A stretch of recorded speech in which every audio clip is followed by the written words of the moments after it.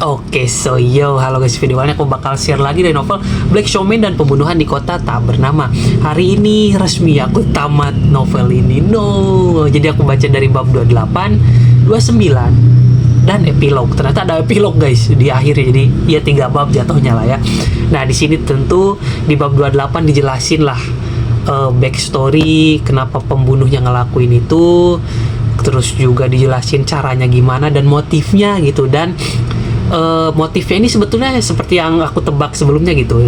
Si pelaku ini dia tuh membunuh tapi secara tidak sengaja, jadi bisa dibilang niatnya itu bukan membunuh, cuman karena terjadi kepanikan makanya terbunuh gitu secara tidak sengaja. Cuman kan ya namanya polisi, kita polisi nggak mendengar hal itu gitu, cuman polisi melihat buktinya aja gitu, ada yang meninggal gitu kan, gitu di sini di bab 29, 28 gitu kan. Dan di epilog ini ternyata ada sebuah hal yang menarik nih, yang mungkin hal kecil yang sedikit remeh gitu ya, tapi buat aku sih ini kena banget sih.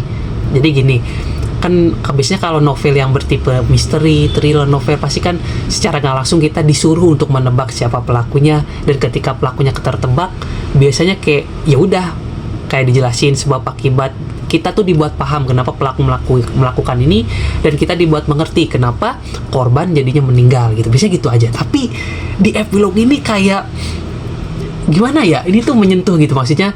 Oke, jadi kan selama aku baca novel ini dari awal sampai akhir, interpretasiku terhadap Takeshi itu kayak dia tuh sosok paman yang dingin, yang apa-apa tuh harus efektif, harus efisien gitu, harus pokoknya tuh harus sesuai dengan kalkulasi dia gitu. Nah, jadi bisa dibilang dengan sifat seperti itu, aku menyimpulkannya gitu ya, kalau Takeshi ini bakal dingin, dia tuh bakal hanya fokus pada tujuannya gitu kan, nggak fokus yang fokus lain tapi tidak sesuai tujuannya maka dia akan abaikan gitu. Ternyata enggak guys, tapi ya di sini membuktikan kalau misalkan Takeshi juga tetap manusia, Takeshi juga mempunyai rasa kepeduliannya terhadap Mayo gitu kan, gitu. Jadi ya bisa dibilang rasa kepedulian seseorang tuh berbeda-beda bentuknya.